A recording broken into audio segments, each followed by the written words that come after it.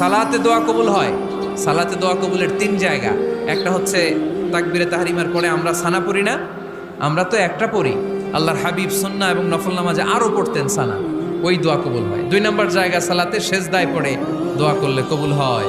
আকরাবু মা ইয়াকুনুল আবদু মির রাব্বিহি ওয়া হুয়া সাজিদ ফাকসিরু ফীহি দুআ। বান্দা যখন সেজদায় লুটিয়ে পড়ে বান্দা আল্লাহর সবচেয়ে কাছে চলে যায়।